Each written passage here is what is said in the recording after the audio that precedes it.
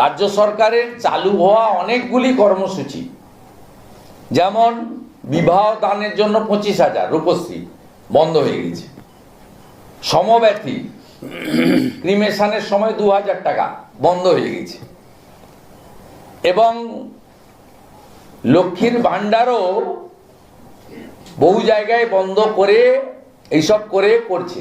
নতুন যে বার্ধক্য ভাতা বা উইডো পেনশন দিচ্ছে, সেটাও ভারত সরকারের যারা মৃত বা যারা নিচ্ছেন না এমন 2,64,000 নাম বের করে তাদের এগেনস্টে দিচ্ছে। সরকারের হাত পা নাড়ার কোনো জায়গা নেই। অর্থনৈতিকভাবে একেবারে যাকে বলা যায় হ্যান্ড টু মাউথ অবস্থা হয়ে গেছে।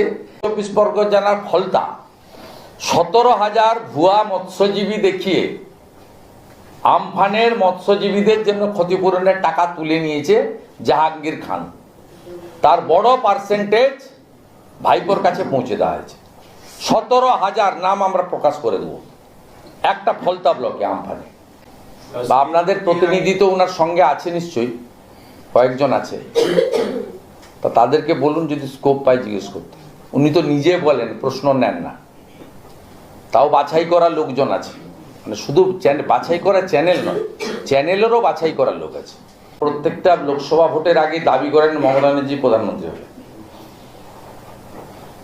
এবং ওদের কেন একটা মুখপাত্র বলছিলেন 35 সাল অবধি মমতা ব্যানার্জি মুখ্যমন্ত্রী, তারপরে উনি প্রধানমন্ত্রী, তারপরে ওনার ভাইপো মুখ্যমন্ত্রী। দাবি করতেই পারে। অসত্যের উপরে দাঁড়িয়ে এই মিথ্যাবাদীর মুখ্যমন্ত্রীর নেতৃত্বে তার ইকোসিস্টেমটা কমপ্লিটলি একটা মিথ্যাচার করেন। A section of media including some print media, electronics মিডিয়ার এ সেকশন, এবং যে সমস্ত ফান্ডেড পোর্টাল, তার সঙ্গে আইপ্যাকের ইকোসিস্টেম, ন্যারেটিভ তৈরি করা এবং মিথ্যাচার করা। পশ্চিমবাংলার 8 থেকে 80 প্রত্যেকে জেনে গেছে।